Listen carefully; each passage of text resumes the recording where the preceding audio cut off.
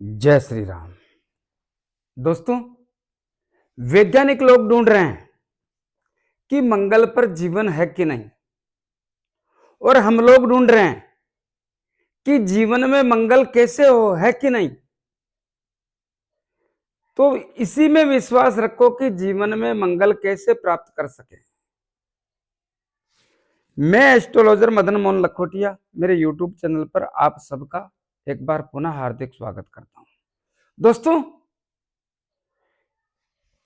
हमारी संस्कृति का, हिंदू समाज का आज सबसे बड़ा पर्व है।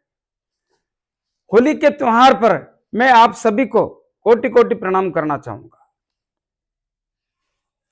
आइए आज बात करेंगे मीन राशि, मार्च 2026, 1 मार्च से 31 मार्च 2026 तक के लिए।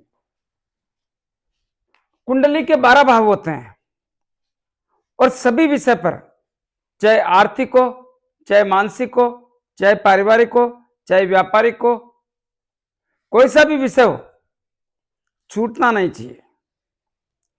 तो आइए, चंद्र कुंडली के अनुसार जिन लोगों की राशि मीन बनती है उन लोगों को यह वीडियो समर्पित करता हूं। मेरे मोबाइल नंबर 9829911500। मीन राशि के स्वामी देवगुरु बृहस्पति होते हैं, लेकिन मीन राशि के लोगों को शनिदेव की 7.5 का दूसरा चरण चल रहा है, और दूसरे चरण में शनिदेव आपके लगन भाव में बैठे हैं। लगन भाव में बैठने के कारण मति को भ्रमित करने का काम करते हैं, लेकिन इस भाव में 2 मार्च 2026 को शुक्रदेव भी अपनी उच्च राशि में आके बैठ गए। शुक्रदेव की उच्च राशि होने के कारण और शनिदेव शुक्रदेव का मित्र होने के कारण यहां पर शुक्रदेव आपका मान सम्मान प्रतिष्ठा बढ़ाने का काम करेंगे। सोचने समझने की स्थितियां मजबूत और निर्णय लेने में सक्षम करने जैसी स्थिति का आभास कराने का काम करेंगे। लेकिन याद रहे, शनिदेव इस भाव में बैठे हैं, थोड़ा सावधानी भी रखने की आवश्यकता पर जोर देता हूं। इसी प्रकार बात करते हैं धन के भाव की। दोस्तों, जुलाई 2025 से आर्थिक मामलों में अच्छी वृद्धि के संकेत देखने को मिले, लेकिन अभी वर्तमान समय में मार्च माह में ऐसी स्थितियां देखने को नहीं मिलेगी। मार्च माह में आर्थिक मामलों के कारण कहीं ना कहीं सोचने की जरूरत पड़ सकती है, या आर्थिक जो धन आने की स्थिति है उसमें कमी होने के संकेत देखने को मिल सकते हैं, या संचय धन खर्च करने जैसी स्थिति का निर्माण हो सकता है। और कुटुंब और परिवार के लोगों से रिश्ते नाते खराब, कमजोर या मतभेद और मनभेद पैदा होकर दूरियां जैसी स्थितियों का निर्माण भी हो सकता है। बहुत सारे लोगों के पैतृक संपत्ति का विवाद जैसी स्थितियों का भी योग बनता है, लेकिन जिन लोगों के पैतृक संपत्ति का विवाद पहले से ही चल रहा है उसमें और ज्यादा वृद्धि होने के सिम्टम्स भी देखने को मिलते हैं। और बहुत सारे लोगों के गर्दन के ऊपर के हिस्सों में तकलीफों का सिलसिला भी होने की संभावना के सिम्टम्स देखने को मिलते हैं। ऐसा क्यों होगा?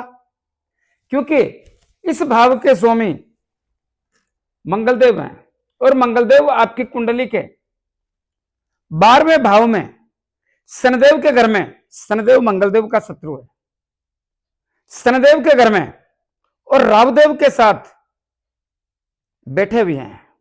ऐसी स्थिति में अंगारक दोष का निर्माण हो गया। अंगारक दोष का निर्माण होने के कारण और इस भाव के स्वामी मंगलदेव होने के कारण इस भाव को कौन संभालेगा? इस भाव के स्वामी स्वयं फंसे हुए हैं। इसीलिए इस भाव से ध्यान रखने की आवश्यकता पर जोर देता हूं। कुंडली का तीसरा भाव साहस और पराक्रम का, छोटे भाई बहनों का, मित्र लोगों का, रिश्तेदारों का। यहां पर स्थितियां बहुत ताकतवर और मजबूत होने के सिम्टम्स देखने को मिलते हैं। ऐसा क्यों? क्योंकि इस भाव के स्वामी आपकी लगन भाव में उच्च राशि में शुक्रदेव विराजमान होने के कारण साहस और पराक्रम में वृद्धि होने के संकेत, छोटे भाई बहनों से, मित्र लोगों से, रिश्तेदारों से संबंधों में मजबूती के संकेत देखने को मिलते हैं। कुंडली का चौथा भाव जिसमें देवगुरु बृहस्पति विराजमान है। देवगुरु बृहस्पति अपने आप में बहुत बड़े ग्रह होते हैं और बहुत बड़े ग्रह होने के कारण और कुंडली के चौथे भाव में बैठने के कारण आपके परिवार में खुशियों की स्थिति को मजबूत करते हैं, परिवार के तालमेल को मजबूत करते हैं, परिवार में खुशियों के साथ साथ मेल मिलाप की स्थिति अच्छी और ताकतवर बनाते हैं। तो परिवार में खुशियां बढ़ेगी, माता से संबंध मजबूत होंगे, माता की सेहत सही होगी, माता से संबंधों में मजबूती होगी।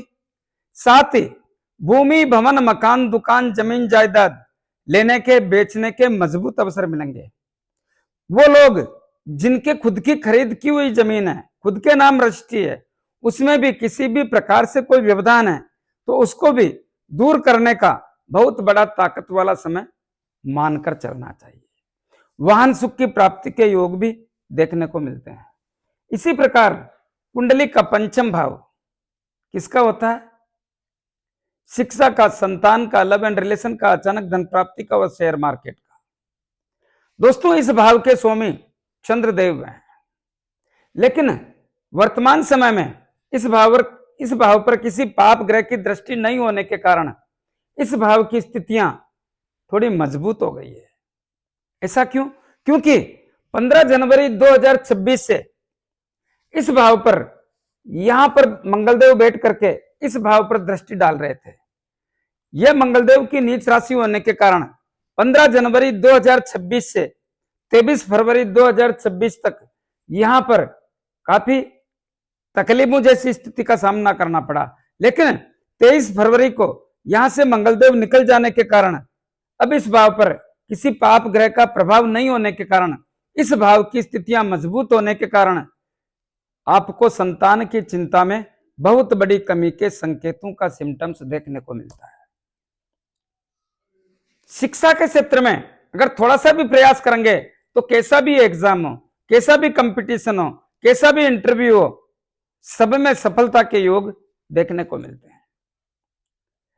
जिन लोगों को संतान चाहिए उनके लिए भी यह समय अनुकूल और मजबूत होने के संकेत देखने को मिलते हैं। लव एंड रिलेशन की स्थितियां बहुत ताकतवर और मजबूत देखने को मिलती है।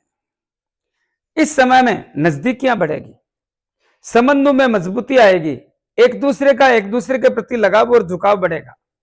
इस समय में प्रयास करेंगे तो लव मैरिज होने का समय भी देखने के सिम्टम्स मिलते हैं। साथ ही अचानक धन प्राप्ति के साथ साथ शेयर मार्केट से भी धीमी गति से काम करने पर लाभदायक स्थिति का ही सिम्टम्स देखने को मिलता है।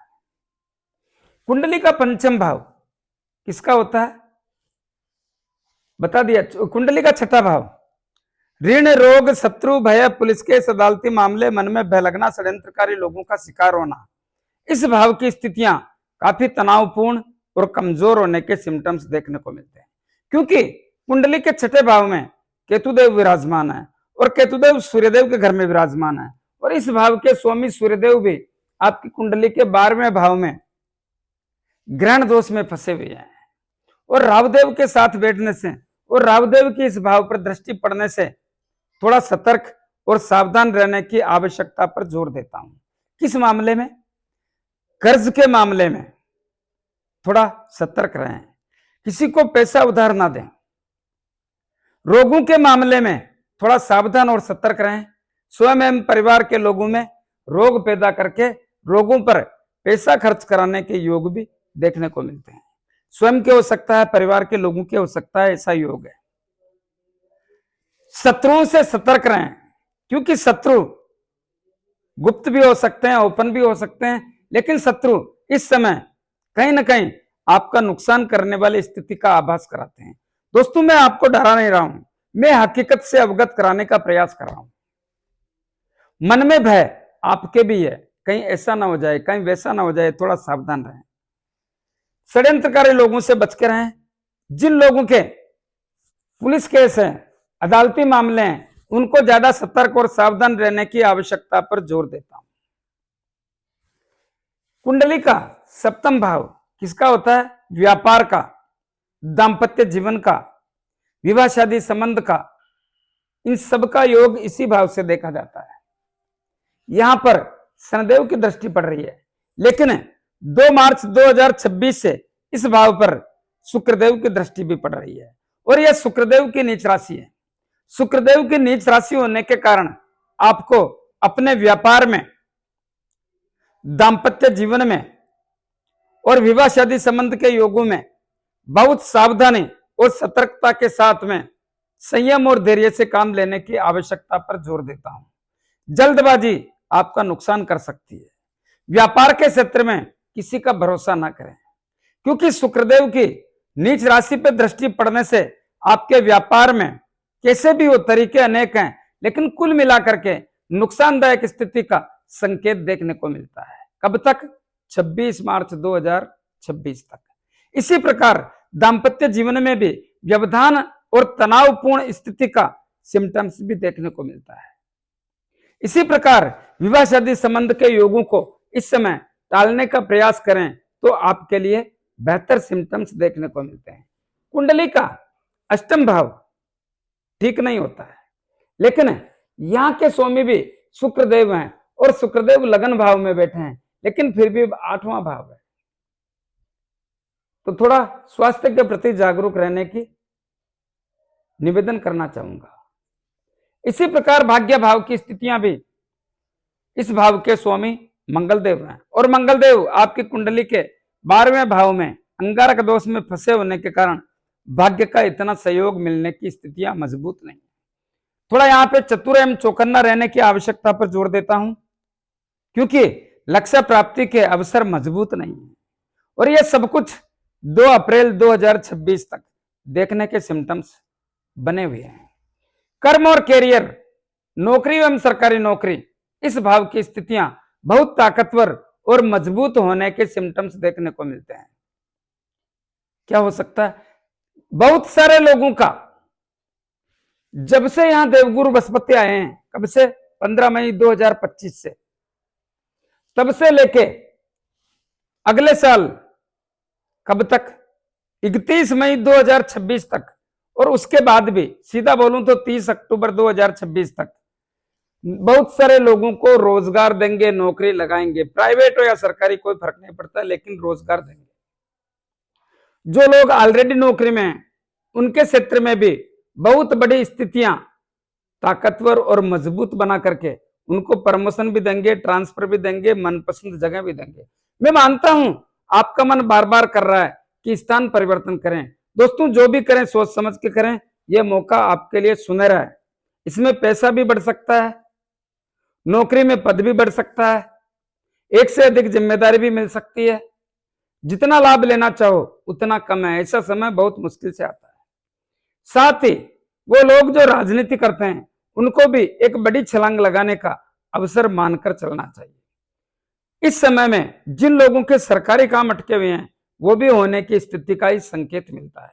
इसी प्रकार आपके पिता की स्वास्थ्य सही होगा, पिता से संबंध मजबूत होगा, पिता के व्यापार से भी लाभ जैसी स्थिति का ही सिम्टम्स देखने को मिलता है। दोस्तों, मेरे इस वीडियो के डिस्क्रिप्शन में एक लिंक मिलेगा, वहां पर जाकर के आप अपनी राशि के अनुसार मेष राशि से लेकर मीन राशि तक 2026 का पूरा लेखा जोखा, 2026 में आपके साथ में क्या अच्छा हो सकता है और किससे तनाव आ सकता है, यह सब चीजें मैंने इस वीडियो में डाली है। आप अपनी आवश्यकता अनुसार अपनी राशि का मेरे डिस्क्रिप्शन में जाकर उस लिंक से देख करके मदन मोहन लखोटिया सर्च करें, सब कुछ डिस्प्ले में भी देख सकते हैं आप, तो वहां पर आपको सब कुछ देखने को मिलेगा। अपनी आवश्यकता के अनुसार आप उसको परचेज कर सकते हैं। उसकी कीमत भी 300 रुपए के अंदर ही रखी गई है। कुंडली का एकादश लाभ भाव, जिसके स्वामी शनिदेव और शनिदेव साढ़े सती के रूप में विराजमान है। लेकिन देखिए, लाभ का तो पिछले समय का मतलब है मार्च से पहले, 23 फरवरी से पहले काफी हद तक लाभ आया, इस बात को नहीं बोलो। लेकिन अभी इतना लाभ आने का सिम्टम्स देखने को नहीं मिलता, क्योंकि मंगलदेव आपकी कुंडली के 12वें भाव में चले गए और यह राशि है शनिदेव की। थोड़ा सतर्क और सावधानी से रहें तो मामला ठीक रहेगा। कुंडली का 12वां भाव किसका होता है? विदेश का होता है, अप्रत्याशित खर्चों का होता है, यात्राओं का होता है। और यहां पर स्थितियां बड़ी विचित्र बनी हुई है।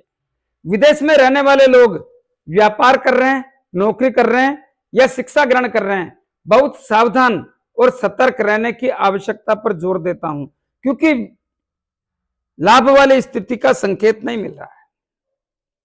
यात्राओं के योगों के कारण भी यात्रा हो सकती है, लेकिन तनाव रहेगा, पैसा खर्च होगा, अप्रत्याशित खर्चों का सामना करना ही पड़ेगा। कौन से अप्रत्याशित खर्च? हानि, नुकसान, अचानक बड़ा धन खर्च, हॉस्पिटल हवाला, तर्क वितर्क, वाद विवाद, लड़ाई झगड़ा और कोर्ट कचहरी। सभी चीजें एक व्यक्ति पे लागू हो नहीं सकती, लेकिन कुछ न कुछ इनमें से आप पे लागू होके खर्च जैसी अवस्था का आभास होने के संकेत देखने को मिलते हैं। थोड़ा ध्यान रखें तो आपके लिए ठीक रहेगा। दोस्तों, कुछ उपाय बताना चाहूंगा। क्या उपाय करें? शनिदेव की साढ़े सती का दूसरा चरण चल रहा है। क्या करें? प्रत्येक शनिवार को शनिदेव के मंदिर में जाके दीपक जलाएं, शनिदेव के तेल चढ़ाएं, 5-25 रुपए की तेल की जलेबी या तेल के लड्डू जरूरतमंद गरीब लोगों में वितरण करें। अपने राइट हैंड की मिडिल फिंगर में एक शनि मुद्रिका धारण करें। किसको कहते हैं शनि मुद्रिका? जो घोड़े के पांव में नाल लगती है, उसके लोहे की अंगूठी या समुद्र में चलने वाले जहाज के लोहे की अंगूठी बना करके उसको शनिदेव के 23,000 मंत्रों से अभिमंत्रित करके शनिवार को संध्या काल में धारण करें। जिन लोगों को अंगूठी लेने में, बनाने में, अभिमंत्रित करने में तकलीफ आए, वो मेरे से परचेज कर सकते हैं। दोस्तों, रावदेव और केतुदेव और मंगलदेव, इन सब की स्थिति बढ़िया नहीं है। क्या करें? प्रतिदिन पक्षियों को दाना पानी, कुत्तों को रोटी, ब्रेड, बिस्किट खिलाएं, दूध पिलाएं। मंगलदेव के लिए जितना हनुमान जी की आराधना करोगे उतना आर्थिक मामला मजबूत रहेगा, भाग्य का साथ मिलेगा। कैसे? 5 बार हनुमान चालीसा बोलें, हनुमान जी के दर्शन प्रतिदिन करें, मंगलवार शनिवार हनुमान जी के लाल गुलाब के पुष्प चढ़ाएं और 6 महीने में एक बार सिंदूर का चोला करें, आपके लिए बेहतर रहेगा। देवगुरु बृहस्पति बहुत अच्छी स्थिति में है, इनकी कृपा में और वृद्धि हो, नौकरी में पैसा बढ़े, परिवार की खुशियां बढ़े। क्या करें? प्रतिदिन गौ माता को गुड़, रोटी और चारा खिलाएं, आपके लिए बेहतर रहेगा। कैसा लगा मेरा वीडियो? ज्यादा से ज्यादा लोगों में भेजें, लाइक अनलाइक जो भी करना है करें, कमेंट्स अवश्य दें और सब्सक्राइबर्स करने की कृपा करें। धन्यवाद। जय श्री राम।